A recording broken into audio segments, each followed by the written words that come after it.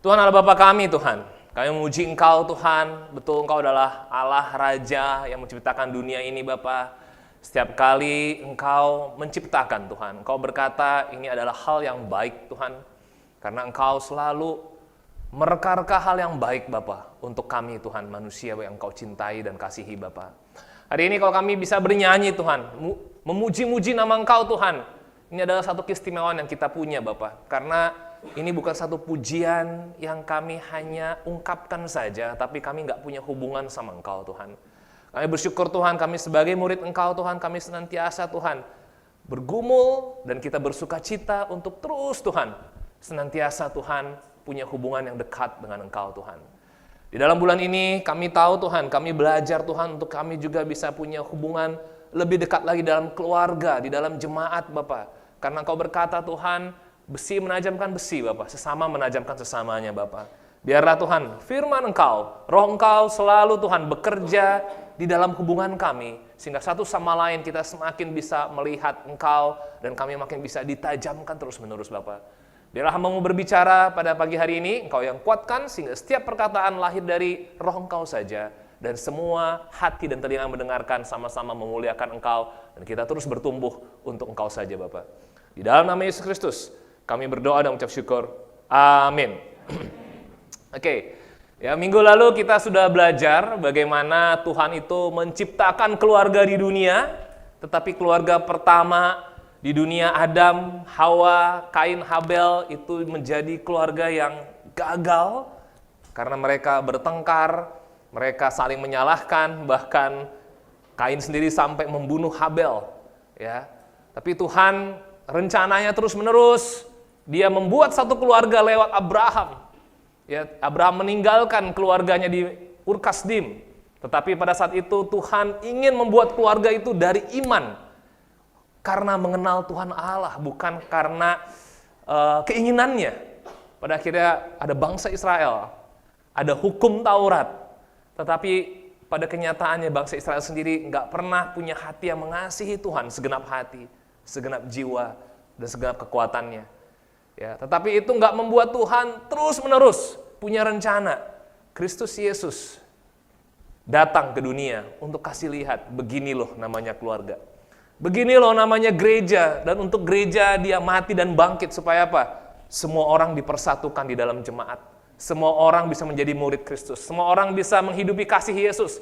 Dan jemaat itu dipakai Tuhan untuk memberitakan tentang kasih Yesus. Supaya orang-orang di dunia ini tahu siapa keluarga yang dari Kristus Yesus. Amin. Dan kita bisa bangga kalau kita sekarang diberikan satu sama lain di dalam jemaat kita khususnya. Ya. Judul khotbah saya masih sama, sharpens one another. Artinya apa? Menajamkan, saling menajamkan satu sama lain. Masih dari buku Efesus pasal 4 ayat 12 sampai 13 dikatakan demikian. Untuk memperlengkapi orang-orang kudus bagi pekerjaan pelayanan, bagi pembangunan tubuh Kristus, sampai kita semua telah mencapai kesatuan iman dan pengetahuan yang benar tentang anak Allah, kedewasaan penuh, dan tingkat pertumbuhan yang sesuai dengan kepenuhan Kristus. Amin. Jadi namanya gereja itu, orang masuk gereja itu sudah punya kesatuan iman terlebih dahulu. Gak ada orang masuk gereja, masuk di dalam jemaat, nggak ngerti imannya seperti apa. Makanya kenapa orang harus belajar dulu menjadi murid Yesus. Ya, Yesus bilang apa? Jadi murid, dibaptis, dan setelah dibaptis, dibimbing terus-menerus untuk melakukan apa yang Yesus lakukan. Itu Matius 28. Sehingga sewaktu orang di dalam tubuh Kristus, itu imannya satu. Kalau orang percaya bahwa saya perlu mengaku dosa, saling mengaku dosa, yang lain juga saya percaya itu juga. Nggak ada di dalam jemaat, kayaknya saya nggak perlu deh saling ngaku dosa. Kenapa? Dulu ya saya punya pengalaman, kalau ngaku dosa satu sama lain, jadi diginiin, jadi digituin. Kenapa? Karena di dalam jemaat nggak satu iman. Di dalam jemaat, enggak, ngerokok tuh nggak dosa. Yang satu, enggak, ngerokok tuh dosa. Berarti nggak satu iman dalam jemaat. Ya, berarti bukan kesatuan iman yang ada. Ya. Oh, kita kalau sama orang-orang, kita butuh bantu orang jadi murid Yesus. Kita pengen bantu gimana cara baca Alkitabnya. Enggak, itu yang penting hubungan pribadi aja dengan Tuhan. Enggak perlu orang lain saling recokin baca Alkitabnya gimana. Berarti enggak satu iman. Ya, ada yang lain punya kepercayaannya beda, yang lain kepercayaannya beda lagi. Ya, begitukah yang Yesus ajarkan? Enggak, yang Yesus ajarkan satu. Makanya di dalam jemaat perlu ada namanya kesatuan iman. Lalu lama-lama pengetahuannya yang benar tentang anak Allah bertumbuh. Ya, saya dulu awal-awal ya saat teduh, apa nih saya teduh, nggak ngerti buku Markus, buku Yohanes, Kisah Rasul. Lama-lama tahun kedua, tahun ketiga, tahun keempat, lama-lama makin ngerti. Kenapa banyak aliran di kekristenan? Lama-lama makin ngerti. Kenapa? Karena makin baca Alkitab. Tapi kalau nggak makin baca Alkitab, nggak makin terbimbing, lama-lama makin bingung aja. Udahlah, yang penting saya nggak bohong, nggak korupsi, ya. Yang penting nggak berzinah kayak orang lain. Itu aja yang penting. Tapi nggak ngerti lagi pengetahuan yang benar tentang anak Allah. Lalu apa? Kedewasaan penuh. Di dalam jemaat lah itu akan menempuh. Kedewasaan itu lama-lama makin penuh, makin penuh, makin penuh. Ya. Jadi misalnya, kalau ada satu sama lain, kok belum dewasa imannya? Kok belum dewasa karakternya? Nggak apa-apa. Karena disinilah tempatnya kita di dalam gereja, kita bisa menerima satu sama lain, tapi kita tahu, oh ya, apa yang kita bantu supaya dia makin dewasa dalam iman.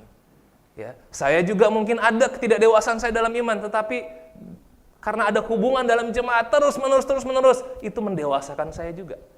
Amin. Jadi kita jadi punya cara pandang yang benar, dan akhirnya tingkat pertumbuhannya lama-lama, setahun jadi murid, 2 tahun jadi murid, 5 tahun, 10 tahun, 15 tahun, itu nggak jadi sama, tapi bertumbuh. Ya, Kristus Yesus ngelihat kita, makin mirip Kristus anakku ini. 5 tahun ini, 10 tahun ini, kok makin mirip Kristus. Nggak salah saya bikin gereja. Nggak salah saya ciptakan tubuh Kristus. Oke? Jadi inilah yang kita semangat. Tubuh Kristus adalah komunitas di mana satu sama lain kita jadinya bertumbuh, punya dewasa iman, punya kesatuan iman, dan itu nggak mungkin tanpa sharpens one another. Nggak mungkin tanpa bersama-sama. Nah, Paulus mulai bicara lebih dalam, ayat 17-19. Sebab itu kukatakan dan kutegaskan ini kepadamu di dalam Tuhan. Jangan hidup lagi sama seperti orang-orang yang tidak mengenal Allah dengan pikirannya yang sia-sia dan pengertiannya yang gelap. Jauh dari hidup persekutuan dengan Allah karena kebodohan yang ada di dalam mereka dan karena kedegilan hati mereka. Perasaan mereka telah tumpul sehingga mereka menyerahkan diri kepada hawa nafsu dan mengerjakan dengan serakah segala macam kecemaran. Lihat ya. Jadi kalau tidak ada sharpens one another, yang ada adalah di dalam gereja makin lama pikiran kita makin sia-sia. Lalu setelah itu pengertian kita jadi gelap. Kenapa? Karena kita makin lama makin di gereja, makin gak mau ngerti firman Tuhan. Makin gak tertarik dengan kedalaman firman. Ya. Lalu apa lagi? Makin jauh dari persekutuan. Satu sama lain, sama-sama aja lah semua, biasa aja. Ya. Jadi makin gak tertarik juga dengan anggota jemaat satu sama lain. Lalu apa? Hati lama-lama makin degil. Ya. Dan perasaan kepada Tuhan lama-lama makin tumpul. Udahlah, yang penting ke gereja. Yang penting nggak viral-viral yang negatif kita di dalam dunia ini. Itu aja udah cukup. Buat saya yang penting adalah keluarga saya, keuangan saya, udah beres. Ya. Jadi makin tumpul ke arah apa yang Tuhan mau. Ya. Mari kita lihat lebih dalam ya. Dari Kejadian 1 aja, kita bisa lihat rencana Tuhan. Ya. Allah memberikan mereka, lalu Allah berfirman kepada mereka, beranak cuculah dan bertambah banyak. Penuhilah bumi dan taklukkanlah itu. Ya, lalu ayat-ayat selanjutnya, maka Allah melihat segala yang dijadikannya itu sungguh amat baik. Amin ya.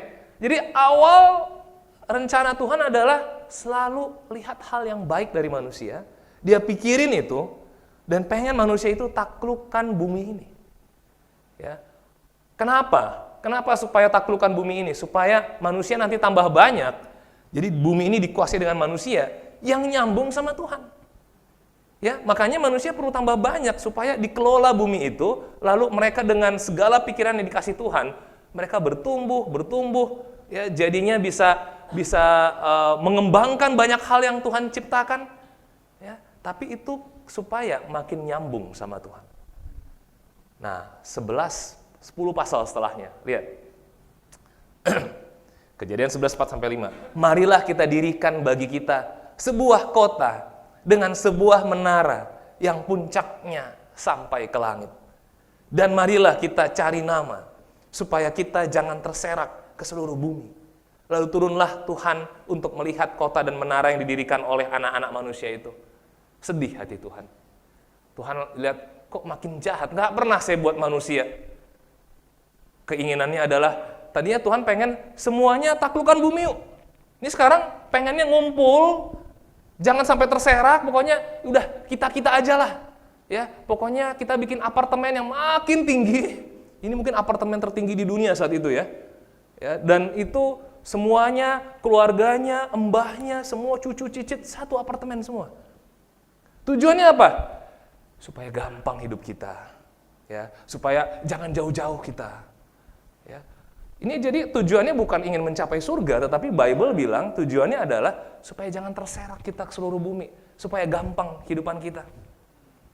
Lihat ya, ini aja sudah beda sama rencana Tuhan. Tuhan inginnya taklukkan bumi, ya, semua harus tersebar, supaya apa? Supaya nanti semua orang jadi bisa memuliakan Tuhan. Kamu kembangkan semuanya yang saya kasih. Adam dikasih Taman Eden, apa? Kelola, pelihara itu. Kenapa? Kalau kamu kelola taman yang sudah saya kasih, ya, nanti manusia-manusia yang lain nanti bisa meng-create lagi. Ya, manusia yang lain jadi bisa lihat, wow, luar biasa ya Tuhan kasih Taman Eden, tapi Tuhan kasih talenta, kasih karunia untuk kita bisa kembangkan. Jadinya Tuhan, manusia-manusia lain akhirnya bisa apa? Memuji Tuhan. Tapi harus berserak, semuanya tersebar. Ya, yang jadi adalah enggak, mereka pengennya ngumpul. Ngumpul, ya, jangan berserak-serak, susah nanti kita. Ya, keinginan manusia itu banyak. Ya, tapi makin berkembangnya, ya, lihat 10 pasal ini berkembangnya pikiran manusia. Mungkin saat itu ya udah ada teknologi untuk bangun apartemen mungkin saat itu. Ya, tapi kita tahu juga kisah Kejadian 12. Tuhan Allah aja udah kasih tahu Abraham itu keluar dari Ur Kasdim. Penelitian, ya, penyelidikan kasih tahu bahwa apa? Di zaman Abraham aja udah ada zigurat. Zigurat itu adalah teknologi pembangunan yang hebat sekali pada saat itu. Itu 1 pasal setelahnya. Jadi teknologi itu ya makin lama makin bagus. Hari ini kita lihat ya teknologi makin bagus nggak? Makin bagus. Telepon, handphone. Siapa di sini 30 tahun yang lalu udah pakai handphone? Nggak ada. Ya, mungkin yang orang yang waduh udah kaya banget ya, itu pun kayak botol minum handphonenya. Ya, baru harus ditaruh lagi. Ya, jadi kalau udah bawa tuh waduh, set. Wah, udah kayak botol minum itu, bangga. Lama-lama handphone makin lama makin kecil. Ada waktu dulu handphone segini, Nokia ya. Segini aja udah. Mana handphone? Nggak kelihatan ya? Ini ada. Ya ada handphonenya. Ya, makin canggih. Ya kan? Terus apa? Semua data-data ya yang tadinya di hard disk sampai akhirnya USB kecil segini udah bisa berapa mega, giga. Ya, kenapa? Teknologi makin hebat. Ya, itu makin memudahkan ya, makin memudahkan. Tapi pertanyaannya, makin ngerti rencana Tuhan atau enggak? Manusia yang memakai teknologi makin cinta Tuhan atau enggak? Karena sama aja. Ya, abad 11, teknologi udah hebat untuk membangun menara Babel. Tapi dengan perkembangan teknologi itu, Allah melihat jahat manusia ini, nggak sesuai dengan yang saya rancangkan. Sedih saya. Pertanyaannya, kita ini pengen hidup ya lama-lama dengan teknologi makin menyenangkan hati Tuhan, atau dengan teknologi kita makin jauh dari rencana Tuhan? Ya, kemarin sama beberapa sisters kita ada diskusi yang menarik ya, virtual reality. Ya. Siapa yang udah pernah pakai virtual reality? Saya sendiri belum pernah, tapi saya pernah lihat ada seorang brother ya, waktu itu brother kampus Jakarta, ya tahun-tahun 2 tahun lalu 2019 ya, dia pakai itu, terus dia ambil duduk ya. Takut. Ada ular ternyata di dalam itu, dan ularnya itu kayak nyata sekali. Tapi pas udah dibuka, keringetan dia, keringat dingin, ya. Real, tapi virtual. Ya, jadi orang udah bisa punya kehidupan, ada dunia lain di dalam kehidupan kita, tapi kerasanya real. Ya, hari ini beli rumah ada NFT-nya. Di mana? Nggak ada realnya. Pokoknya ada. Saya punya rumah sekarang. Udah ada rumahnya. Wah, bro main ke rumahmu? Nggak ada rumahnya. Tapi ada. Ya. Ya. Tapi dengan teknologi semuanya itu nggak apa-apa, bagus, teknologi berkembang. Saya nggak against teknologi, karena teknologi itu mantap sekali, ya, memudahkan. Tapi pertanyaannya, makin nggak cinta Tuhan, atau kita makin punya imajinasi yang makin lama, makin ini bisa memuaskan saya ini. Ini bisa menyenangkan saya. Ini bisa bikin keluarga saya lebih nyaman. Tapi benar nggak terus-menerus mau bertumbuh ke arah Kristus? Bener nggak mau dewasa imannya? Bener nggak pengen punya kesatuan iman dengan satu sama lain? Ya. Hari ini orang bisa punya kepuasan tanpa punya hubungan. Ya. Pornografi, nggak kenal orangnya, tapi bisa puas, merasakan kepuasan. Ya. Nggak ada hubungan real, ngobrol juga nggak pernah. Yang Tuhan ciptakan hubungan adalah apa? Bisa ngobrol, bisa punya kasih, bisa saling menajamkan, tapi apa? Nggak pernah ngobrol, nggak punya ini, tapi apa? Puas. Habis itu nggak puas lagi, tapi puas lagi. Besok nonton porno, puas lagi, terus nggak puas lagi. Dibodoh-bodohin sama iblis. Ya, jadi teknologi itu kita harus seimbang dengan makin takut kita sama Tuhan. Ya. Makanya di buku Amsal dibilang apa? Takut akan Tuhan itu awal mula dari wisdom, dari knowledge. Ya. Orang sekarang bisa nggak punya hubungan, tapi apa? Wah, hidup saya puas sekali. Kenapa? Nonton, bisa nangis, ketawa. Ini, aduh, luar biasa film ini ya. Tapi nggak ada hubungan. Ya, bisa, kalau dulu saya nonton telenovela sama mama saya gitu kan, kurang ajar dokter itu. Padahal ya, dia dokter terbaik di kota itu, tapi dia begini ininya. Apa itu, Mak? Apa? Itu Cassandra itu. Mau mama lempar dia. Siapa itu, Mak? Nggak ada, tapi ada. Tiba-tiba mempengaruhi perasaan dia, mempengaruhi itu. Besok gimana ya? Ya. Nah, makanya dengan segala sesuatu itu, ya, ada pikiran yang sia-sia. Kenapa? Karena manusia jadinya kejar hormat, kejar pembuktian, tapi dari dunia. Pengen itu dikejarnya dari dunia. Bukan Tuhan yang kasih kehormatan, bukan. Bukan Tuhan yang, wow, well done, luar biasa anakku, engkau kukasihi. Enggak. Tapi dari dunia, wah, bapak saya mulai bilang saya begini, teman-teman saya mulai bilang saya kayak gini, keluarga besar saya mulai bilang, saya adalah orang yang berarti. Padahal Tuhan udah dari awal bilang, engkau Allah, anakku yang berarti, segala sesuatu baik kuciptakan engkau, kejadianmu sempurna, ajaib, itu nggak berarti lagi. Hubungan dengan Tuhan nggak ada, ya. Tapi pikiran itu jadi sia-sia, imajinasi makin bertambah, impian-impian makin bertambah, tetapi bukan tentang apa yang mau Tuhan ciptakan. Ya, lama-lama apa? Pengertiannya jadi gelap. Orang makin mau mengerti hal-hal yang imajinatif. Orang makin pengen ngerti apa yang mau dia kejar, makin puas, makin ini. Wah, keluarga saya yang sana udah punya ini, saya harus punya ini. Ya. Wih, orang-orang udah mulai punya ini, saya harus bisa itu. Orang-orang menghargai kalau bisa begini. Dulu kita nggak ada yang suka kita, nggak apa-apa. Sekarang kalau nggak di like Instagram itu, kita mulai introspeksi. Kenapa Instagram saya nggak di like? Apa yang terjadi? Perlu introspeksi nih, gambarnya kah? Atau apanya? Captionnya, oh iya captionnya. Saya harus less caption ini. Oke? Jadi bukan hikmat Tuhan lagi yang dikejar. Lalu apa? Lama-lama jadi jauh dari persekutuan. Ya. Zoom bagus, online. Ya, bikin kita juga dekat walaupun jauh. Amin. Ya. Tetapi dengan segala semua teknologi, bisa saja itu membuat kita jauh dari persekutuan dengan Allah.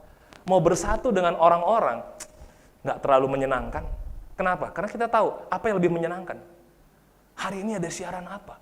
Besok ada hal apa yang akan kita lihat lagi? Oke? Lama-lama, kedegilan hati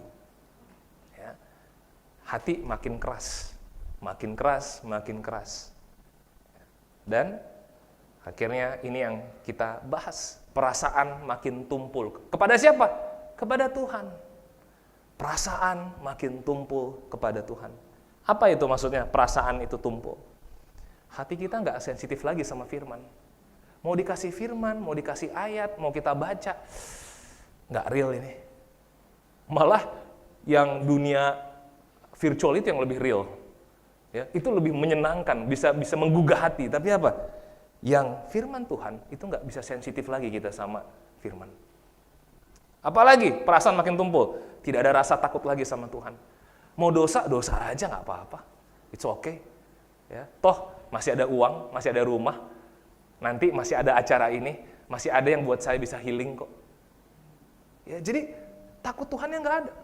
Saya pernah ngerasain ya, waktu tahun kelima saya jadi murid. Dulu saya ngelakuin dosa ini takut, tapi habis itu, yang lain juga lakuin kok. Lah, sekarang jadi standarnya adalah karena yang lain lakukan, saya juga lakukan. Tapi bukan lagi karena firman, karena saya kenal Tuhan, enggak lagi. Lalu apa? Yang penting nafsu terpuaskan, keinginan saya bisa puas. Aduh, kalau bisa nginep di hotel itu ya, saya nih bisa posting. Luar biasa. Atau coba aja kunjungan dulu ke hotel itu, kita foto-foto aja dulu ya. Nggak nginep nggak apa-apa, tapi udah di sini baring sini kan, set, ada kolamnya gitu kan. Nggak ngerasain kolam renangnya, tapi udah ada fotonya yang penting. Itu pun udah puas, gitu kan.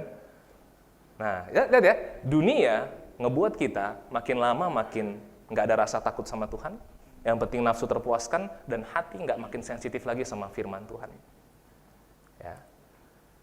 Nah, ayat 22-25, yaitu bahwa kamu berhubung dengan kehidupan kamu yang dahulu harus menanggalkan manusia lama yang menemui kebinasaannya oleh nafsunya yang menyesatkan, supaya kamu dibaharui di dalam roh dan pikiranmu dan mengenakan manusia baru, yang telah diciptakan menurut kehendak Allah di dalam kebenaran dan kekudusan yang sesungguhnya.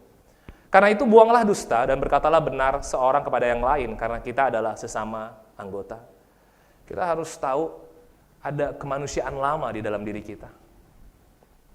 Kita harus selidiki itu. Wah, ada keinginan ini, ada nafsu yang begini, ada pikiran yang begini, ini yang sia-sia, ada hati seperti ini. Ya, itu Tuhan pengen tanggalkan itu. Lalu apa? Biarin Roh Kudus firman Tuhan bikin kita jadi baru. Ya, tapi caranya gimana? Sekarang perlu berkata benar sesama anggota. Dalam konteks ini anggota jemaat. Berkata yang benar, maksudnya apa? Jujur. Poin satu saya adalah jujur. Jujur sesama anggota. Di Amsal 27 ayat 19. Seperti air mencerminkan wajah, demikianlah hati manusia mencerminkan manusia itu. Jadi kalau kita lihat gambar ini ya, kita lihat ke air, nggak mungkin tiba-tiba kita nggak ada jerawat, tiba-tiba ada jerawat di air saya itu. Nggak mungkin. Apa yang ada di muka kita bisa lihat di air itu memang itu apa adanya. Ya. Nggak bisa air itu dibuat-buat, digini-giniin lah supaya hilang jerawatnya. Nggak bisa. Itu namanya apa? Kita mau bikin image-nya itu jadi kabur. Nah, Tuhan bukan ingin supaya kita meng-create image kita. Ya. Gampang create image. Saya waktu pas SD kan, kalau kenalan namanya siapa? Moses. Hah, aneh banget namanya Moses gitu kan. Ya. Mereka nggak tahu ini nama bule, ya kan. Tapi karena setiap kenalan kayak aneh-aneh terus gitu kan, jadinya kalau abang saya namanya Jordan. Setiap dia kenalan, Jordan, wih Michael Jordan. Nah, itu pun dia bisa buat dia malu jadinya. Akhirnya dia ganti nama. Siapa namanya? Yordan. Nah, bukan Jordan gitu kan. Karena dia risih, ada komentar terus setiap habis kenalan. Gitu. Dia ubah namanya. Saya pun waktu pas kuliah, karena sering orang, kok aneh kok nggak pernah dengar nama begini. Ya, pas saya kuliah di Bandung. Kan Moses Aaron ya. Jadi kalau kenalan, siapa namanya? Aaron. Hah? Gimana? Aaron. Iya, tapi bacanya Aaron. Biarin mereka susah-susah, tapi yang penting, wih keren nih. Ubah image, ya kan? Setiap ini kan di kampus ya. Aaron, kan susah apa? Hey, halo. Dimas, ya. Jawa, ya kan. Togar, gampang, Batak. Aaron, susah. Ya, tapi ada teman SMP saya yang juga kuliah yang sama. Moses! Rusak semuanya. Udah, image yang dibuat setengah semester itu udah rusak semua. Semua jadi Moses lagi semua Moses. Susah buat image ini ya. Ya. Nah, Tuhan pengen kita ini jujur. Apa dalam hati kita memang kita misalnya nggak suka nama kita, bilang aja kita nggak suka nama kita, tapi nama kita memang ini. Gitu ya, nggak usah kita buat image dan lain-lain ya. Nah, khusus di dalam anggota jemaat ya, kenapa dibilangnya tadi di Efesus 4 ya, karena sesama anggota ya, berkata benar karena sesama anggota. Nah, ibaratnya ini ya, kalau si lambung bisa ngomong, kalau lambung bisa ngomong ya. Bukan ya, bulan ya, oke. Makanannya buat saya sakit, si lambung jujur. Tapi si mulut, ya apa yang penting enak. Oke. Nah, kalau lambung nggak bisa jujur, lama-lama si mulut yang penting kunyah aja dia. Dia nggak peduli. Tapi karena si lambung jujur, dia jadi apa? Oh iya, si lambung nggak enak nih. Ya. Sama kalau misalnya anggota tubuh kena api ya, kena api terbakar kan panas. Tapi kalau seandainya si tangan nggak bisa jujur, nggak panas, nggak apa-apa kok. Terbakarlah semuanya. Ya, ini ibaratnya seperti itu tubuh. Ya, tapi kalau si tangan jujur, panas, ya udah panas, kita angkat. Ya, semua tubuh jadi ngangkat. Kita nggak mau lagi dekat si api. Kenapa? Karena satu anggota tubuh yang jujur itu membuat seluruh anggota tubuh jadi memperhatikan. Oke, jadi luar biasa. Tuhan pengen kita berkata yang benar sesama anggota. Supaya apa? Supaya kita anggota tubuh Kristus nggak perlu jadi cenayang. Sepertinya kamu sedih. Sepertinya kamu gembira sekali. Pasti gaji kamu naik kan? Jadinya anggota jemaat asumsi semuanya. Tuhan pengen kita gampang latih kejujuran. Bro, saya lagi sedih. Bro, kemarin senang banget. Kalau dulu saya SMP, saya senang banget. Siapa yang nanya? Nah, gitu kan. Nah, karena ketakutan itu akhirnya apa? Kita pun nggak mau jujur-jujur. Ya. Daripada nanti, siapa bro? Saya, siapa yang nanya? Nah, itu kan udah ada ketakutan, trauma kan. Nah, Tuhan pengen kita itu latih jujur, karena kita anggota jemaat, karena kita ikut Kristus, jadi buang kemanusiaan lama kita. Mungkin kita di SMP dibully, SMA dibully, kita ngomong jujur malah digosipin, itu buang. Karena apa? Karena kita udah belajar kenal Kristus. Kalau udah belajar kenal Kristus, tapi masih susah untuk ngomongin hal apa adanya, ya, jadi Kristus jadi sia-sia. Kita mikirnya makin sia-sia. Nanti kalau saya ngomong gini, nanti apa kata dia? Nanti orang lakuin apa? Jadi kita bikin skenario, udah ada drama Korea di sana tuh, intrik. Ya, nanti makin banyak, makin begini. Pikiran kita sia-sia. Tapi Tuhan pengen, yuk kita simple, sederhana. Makanya dibuat tubuh Kristus gereja. Supaya apa? Pertama adalah jujur. Ya, jujurnya apa? Pikiran, perasaan. Ya, minggu lalu saya udah bicara ya bahwa minggu lalu tuh pas di midweek ya. Ilmu psikologi ada bisa mendefinisikan ya. Saya pernah baca ada 200 jenis perasaan. Ya, saya dulu nggak tahu, yang penting adalah senang atau sedih. Itu aja udah cukup. Tapi 200 jenis perasaan itu membuat saya bisa mendeteksi bahwa apa? Oh, saya lagi bingung. Saya lagi kecewa. Saya lagi teriritasi. Saya lagi ngerasa tercekik aja. Itu semua perasaan. Saya lagi happy, saya lagi gembira, saya lagi semangat. Itu jadi dibedain. Kenapa? Karena Yesus kita di dalam Alkitab, dia juga jujur dengan perasaan dia. Nggak ada Yesus kalau mau bicara itu ya, jadinya lapisan 1, lapisan 2, lapisan 3. Jadi sebenarnya Petrus, saya itu benci sama kamu. Enggak ada. Dia langsung bicara apa adanya. Karena dia jujur. Ya. Dari mana kita belajar, kita lapisin lagi. Karena kita disakiti. Karena kita dibohongi. Ya, jadi apa yang dunia bikin kita menderita, kita jadi ada pertahanan, yaitu apa? Jangan terbuka, jangan jujur, ngomong jangan terlalu polos, ya, jangan bisa bicara hal-hal yang kurang penting. Ya, kita bicara itu emang menurut brother sister lain itu penting, nggak penting juga buat mereka, ngapain jujur? Ya, jadi dunia, hidup lama kita, pikiran lama kita ngebuat kita jadinya apa? Nggak mau be honest. Pikiran kita apa waktu lihat duren? Wah, enak nih. Ya. Tapi ada perasaan bahwa apa? Bau nih. Gitu ya. Jadi ada pikiran, ada perasaan, ya. Tapi juga ada hati. Ya, hati saya seneng nanti kalau udah makan ini kayaknya wah, luar biasa ya. Saya ketemu jemaat, pikiran saya apa? Ya. Fellowship-nya nanti ngomong apa ya? Itu bisa, itu jujur pikiran saya. Ya, ada yang udah deket, ada yang belum deket. Ya, tapi yang belum deket gimana nih? Mau nggak kita bicara pengen tahu lagi kabar dia? Itu pikiran saya. Ya, perasaan saya bisa apa kayak ini nanti cukup nggak waktunya? Ya, ada perasaan itu, happy sih, cuman ada pikiran ini. Lalu ada hati. Nah hal itu saya dulu nggak pernah di dalam grup kecil saya bisa bicarakan itu. Kenapa? Karena saya ngerasa nanti gimana ya kalau grup kecil saya tahu pikiran saya, perasaan saya, ya saya sama dia, saya nggak merasa terlalu dekat. Ntar kalau saya bilang nggak terlalu dekat, nanti dia gimana? Saya kayak nanti dibilang baper lagi, ya kan? Jadi lebih takut dibilang baper dibandingin bisa be honest di hadapan Tuhan. Gitu, ya. Jujurlah dengan pikiran, dengan perasaan, dengan hati, sampai seperti kita melihat di air, itulah kita.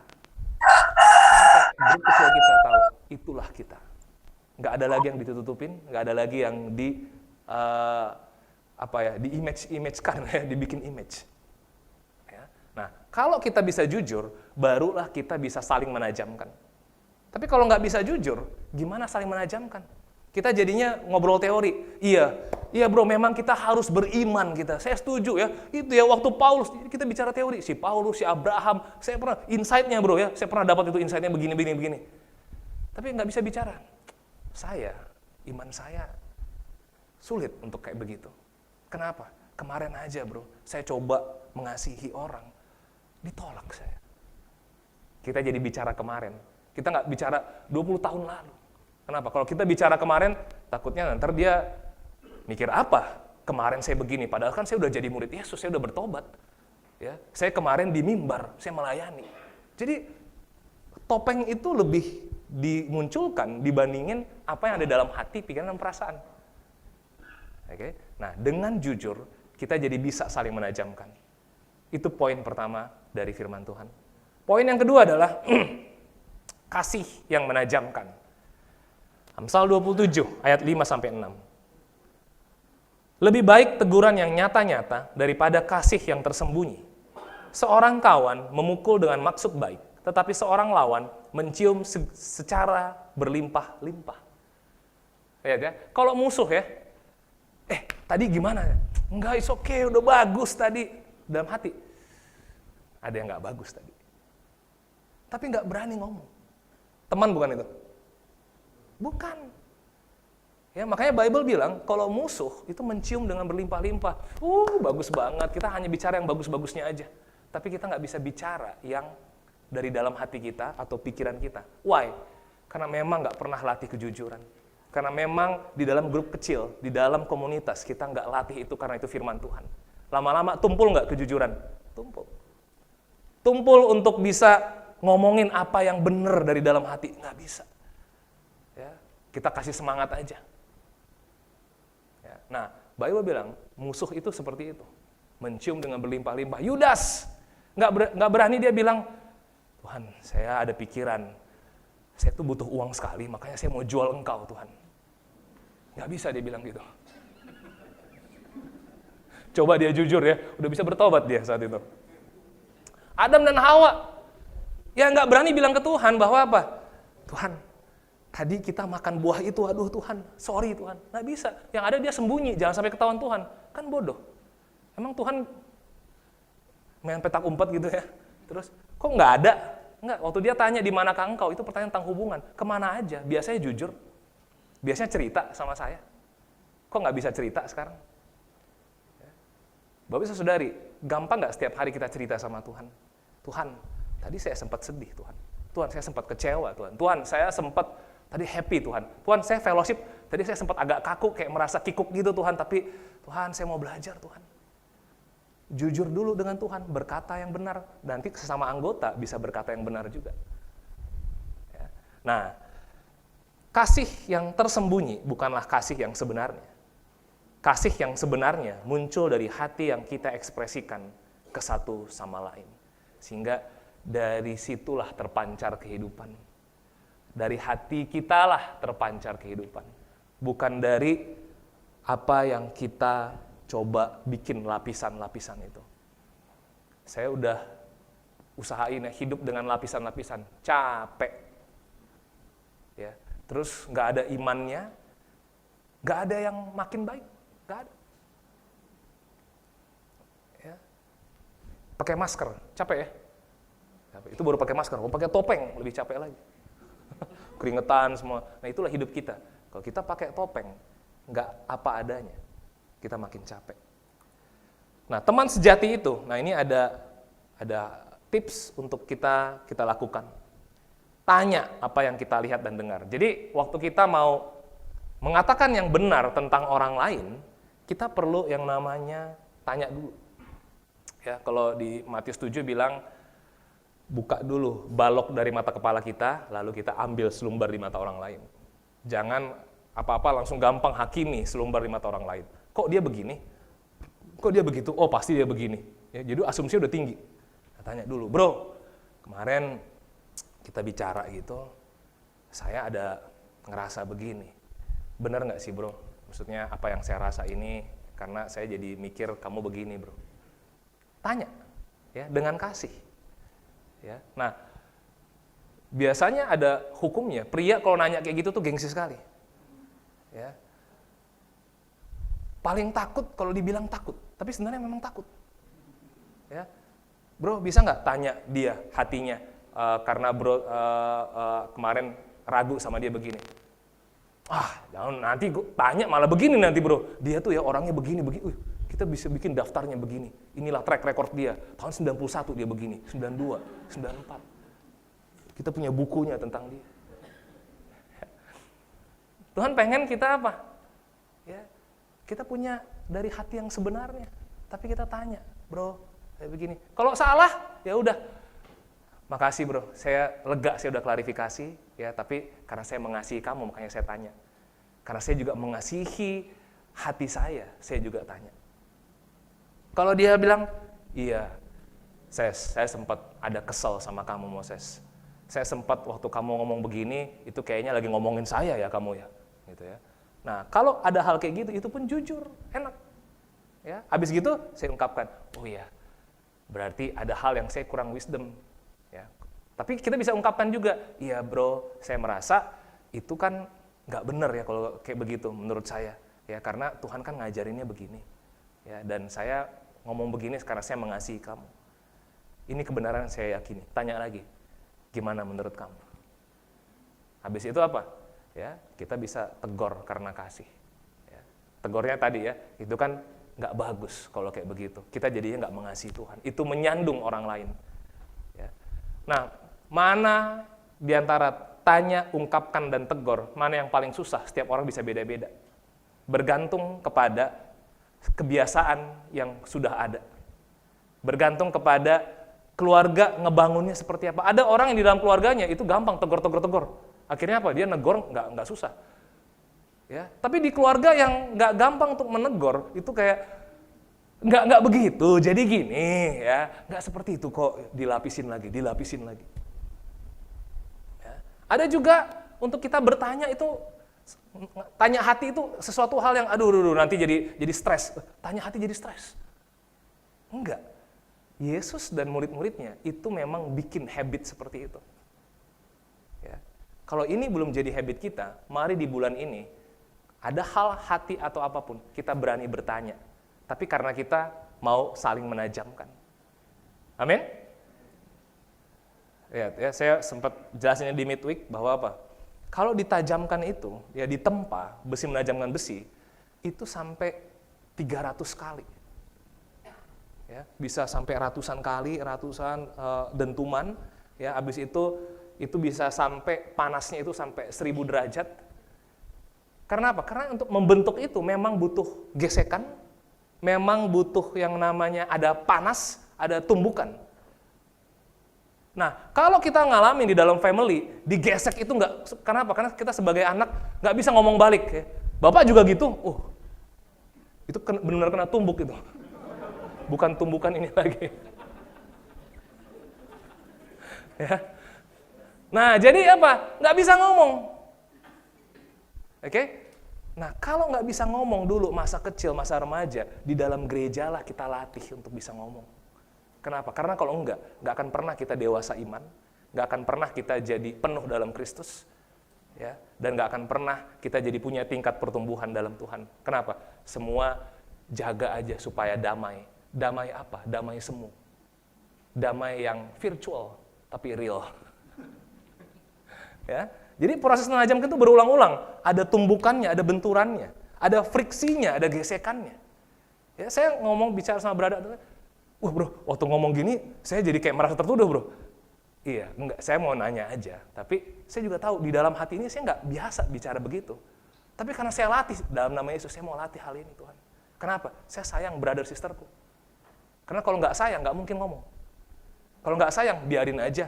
Yang penting saya sama Tuhan bagus. Biarin orang lain yang urusin dia. Yang penting saya dan Tuhan baik. Lama-lama, gereja jadi masing-masing. Mau Tuhan mau buat apa aja, nggak ada gunanya lagi. Tuhan mati dan bangkit supaya kita makin bersatu, makin mengasihi. Tapi kalau nggak ada saling menajamkan, semuanya jadi sia-sia. Ada serpihan cahaya, Kalau serpihan cahaya itu ya, berarti ada yang terlepas partikelnya. Ya, ada yang mungkin kelepas kesombongannya, kelepas ketakutannya, kelepas hal-hal yang lain, nggak apa-apa, bagus. Lebih bagus hal-hal itu dilepaskan. Kenapa? Untuk menanggalkan manusia lama itu, memang butuh yang namanya gesekan.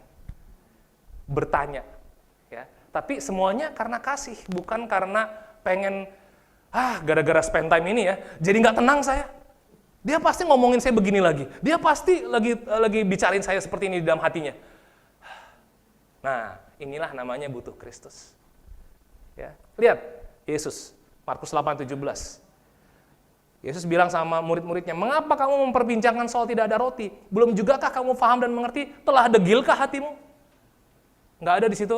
Dan 12 murid itu baper dan nggak pernah lagi bersama dengan Yesus. Nggak ada. Nggak ada dibacakan bahwa dan Petrus dan Yohanes 3 malam nggak kelihatan. Nggak ada. Ya. Yesus bicara, kok degil hati kamu, kok keras sih hatinya tentang ini? Kan udah berulang-ulang saya bicara ini. Ya. Tapi Yesus tetap ajak, ayo kita ke sana. Dia pengen liatin lagi, supaya apa? Makin menajamkan hati mereka itu. Markus 8:32-33. Tetapi Petrus menarik Yesus ke samping dan menegur dia. Petrus negor. Maka berpalinglah Yesus dan sambil memandang murid-muridnya, ia memarahi Petrus, katanya, "Enyahlah iblis, sebab engkau bukan memikirkan apa yang dipikirkan Allah, melainkan apa yang dipikirkan manusia." Tapi yang menarik, Petrus tegur Yesus. Berarti di dalam murid-murid itu, memang saling menegur itu udah jadi habit. Kalau dibikin komando sama Yesus, lihat, peraturan pertama, saya selalu benar. Ya. Kalau saya ngomong, jangan ada lagi yang bantah. Jangan ada lagi ada feedback, jangan. Ikutin, patuh. Kasihi itu. Terus begitu Petrus nggak mungkin berani-berani negor. Karena apa? Udah jelas instruksinya. Tapi kalau Petrus berani negor, berarti di dalam komunitas itu, 12 murid itu, memang Tuhan ajarin, ayo harus saling berani negor. Termasuk sama Yesus juga. Ya, sama dirinya sendiri. Harus berani negor. Kenapa? Dengan itu, kita jadi tahu apa sisi hati yang perlu saling ditajamkan. Ya, tapi jangan, bro, habis ditegur, Yesus tegur balik, saya siapin teguran saya juga. Enggak, ini kan konteksnya ya, karena dia memang itu kebenarannya ya. Dia memikirkan apa yang dipikirkan manusia, bahwa apa? Dia nggak mau Yesus mati. Yesus bilang, saya akan mati, saya akan menderita. Nggak terima saya kalau Yesus mati dan menderita. Nah, kamu kan pikirannya selalu ya, keinginan kamu, ya, kenyamanan kamu, ya. Seperti dunia-dunia virtual sekarang ini. Keinginan kita, kesenangan kita, kenyamanan kita. Kalau nggak nyaman, kalau nggak senang, tinggalin. Kalau nggak nyaman, kalau nggak senang, nggak usah tekunin. Ya, jadi mental manusia lama-lama ke arah kesenangannya aja. Oke? Yohanes 13 ayat 26, jawab Yesus. Dialah itu yang kepadanya aku akan memberikan roti sudah aku mencelupkannya. Ini ngomongin yang akan mengkhianati Yesus, lagi makan bareng. Brothers, ini yang mencelupkan ke cawan itu bareng-bareng sama dia. Dialah orang itu. Pas Yudas mencelupkan. Set, itu nggak tahu ya, awkward-nya momen itu. Hah? Yudas. Cuman yang lain nggak ada yang berani. Yudas yang hianatin. Nggak ada. Tersembunyi semuanya. Jangan sampai momen ini jadi nggak enak. Kalau bisa perjamuan terakhirnya biar jadi damai. Ini kan lagi fun time. Kenapa lagi fun time, lagi makan-makan kok ada begini-beginian sih? Lihat ya. Jadi tentang fun time-nya, tentang makan-makannya jadi lebih penting. Tapi saling menajamkannya, hal yang dari dalam hati nggak bisa diungkapkan. Nah ini butuh latihan. Memang ini nggak secara natural. Tapi kalau udah dilatih, nggak enak, latihan lagi. Sampai apa? Kita hargai. Bro, saya hargai tadi brother ini ngomongin hatinya. Dia tegur saya. Ya. Kalau kalian ngerasanya gimana kalau ditegur gitu? Ya. Saya tadi ada sempat ngerasa, gini, tapi dalam hati saya doa. Nah, kalau kita berani seperti itu di dalam grup kecil kita, dalam jemaat, lama-lama terbangun habit yang Kristus bangun. Oke? Lalu apa? Lukas 22, 3-32. Yesus terus berdoa dan berharap. Simon, Simon, lihat, iblis telah menuntut untuk menampi kamu seperti gandum. Tetapi aku telah berdoa untuk engkau, supaya imanmu jangan gugur. Dan engkau, jikalau engkau sudah insaf, kuatkanlah saudara-saudaramu. Yesus tahu, Petrus ini akan nyangkal dia 3 kali. Tapi dia masih punya pengharapan bahwa apa? Ya, ini iblis nih udah makin bikin kamu tuh tenggelam nih. Tapi Yesus tahu, kalau kita lihat kenyataannya, Petrus lari fellowship ke murid-murid. Setelah dia nangis, dia merasa bersalah itu, dia lari ke murid-murid. Ditajamkanlah dia sama murid-murid. Tetap diterima dia sama murid-murid. Walaupun dosanya nyangkal Yesus 3 kali. Ya, dan Yesus tahu, nanti Petrus akan kuat lagi kok. Kalau udah kuat, kuatkan juga yang lain.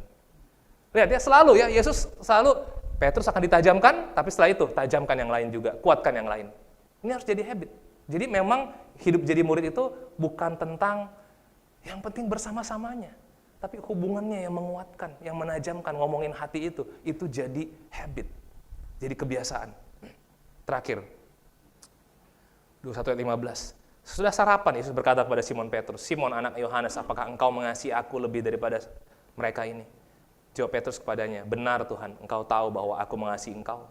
Kata Yesus kepadanya, gembalakanlah domba-dombaku. Dikasih kepercayaan sama Yesus. Si yang nyangkal 3 kali. Si yang udah berdosa berat ini, ya, tapi apa? Dikasih kepercayaan. Dan saya percaya semua orang di dalam jemaat ini bisa makin dipercaya terus. Nggak peduli dosa kita, nggak peduli kesalahan kita, nggak peduli hal yang pernah memalukan di dalam hati dan hubungan kita. Tapi saya percaya Yesus masih terus bisa mempercayakan itu. Yang penting di dalam tubuh Kristus kita bangun habit saling menajamkan dan nggak saling menghindar, tapi malah saling menekuni. Karena hati kita lebar buat Kristus dan buat satu sama lain. Amin?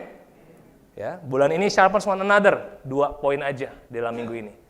Latih jujur. Ya, suami istri jujur satu sama lain. Ya, kita single-single juga jujur. Campus, teens, jujur. Latihan jujur. Ya, bukan karena yang penting ketawa-ketawa, yang penting jujur. Ya, baru kasih yang menajamkan. Latih ini. Dan makin lama, jemaat ini makin dewasa, makin tingkat pertumbuhannya, makin hebat di dalam Tuhan, dan juga kesatuan imannya. Itulah yang akan dipakai Tuhan untuk memberkati banyak orang lain di Bali ini. Amin. Terpujilah nama Tuhan, mari kita bersama dalam doa. Tuhan Allah Bapa kami muji Engkau Tuhan. Dunia kami ini bukan dunia yang tidak nyata, tetapi dunia yang benar-benar Tuhan Engkau ciptakan, Engkau desain Bapak. Supaya kasih Engkau bisa dialami oleh semua orang, Bapak. Hari ini waktu melihat Tuhan firman-Mu, Tuhan, kami memuji Engkau karena Engkau selalu, Tuhan, ingin kami bisa jujur, dan juga bisa punya kasih yang menajamkan Tuhan. Biarlah Tuhan, mungkin ini bukan naturalnya kami.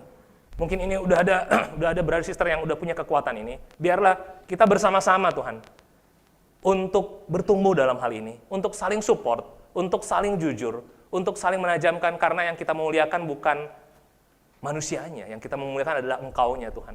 Engkau yang pimpin jemaat ini Tuhan. Engkau yang balut jemaat ini Tuhan. Sehingga semuanya memuliakan nama Engkau, dan dalam hidup kami jadi punya karakter Kristus Bapa. Bless kami dalam bulan ini, di dalam nama Yesus Kristus, kami berdoa bersyukur. Amin.